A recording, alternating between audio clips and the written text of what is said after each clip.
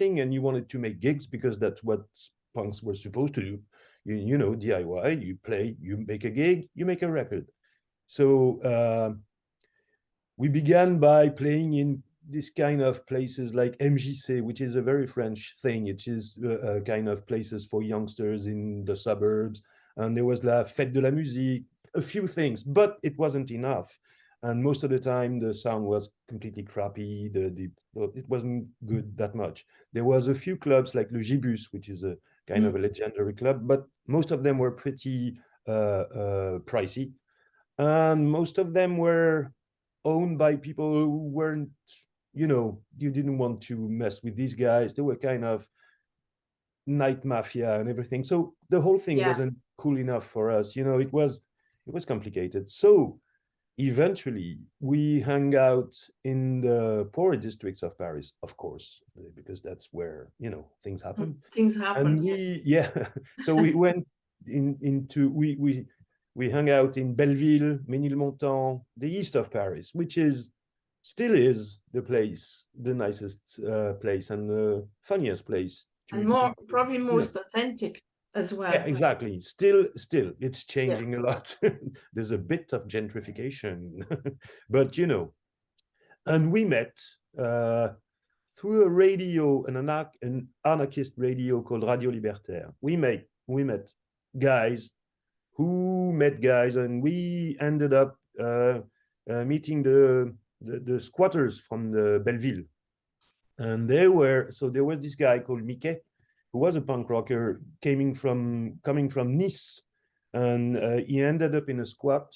He wasn't that much into politics, but it happens that he ended up in a super left-wing squat with plenty of guys close to the autonomy movement, so really engaged into politics in plenty of ways, which I won't detail now. And they were nice guys, and they said, well, we're opening places, so if you want to play, no problem, because it will make people come to our, you know, and you know. So we said, all right, brilliant, no problem, playing in a squat is good, cool. But they kind of question our political views about things. You know, we had to pass a little bit of an exam. So the thing was, suddenly you were 15 or 16, and you had to have, you know, you had to question yourself about the way you were practicing.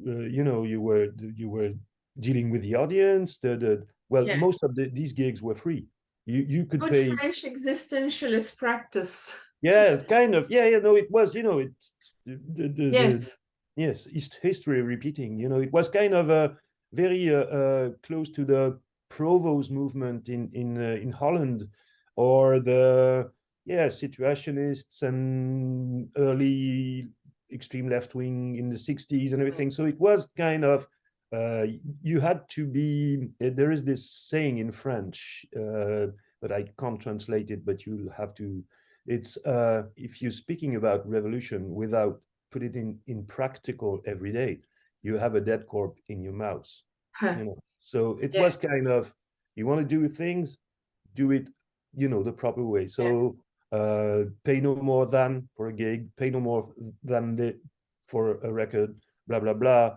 Plenty of things like that. Like the, you know, people in England, the crass. Yeah, of course, obviously, yeah, absolutely. And but we didn't know crass, the anarcho-punk scene. What we didn't know at all at the moment. No links. No, absolutely no lead. There were leads afterwards with the Hollands, the X, Red Alerts, and all the Dutch, you know, and then the English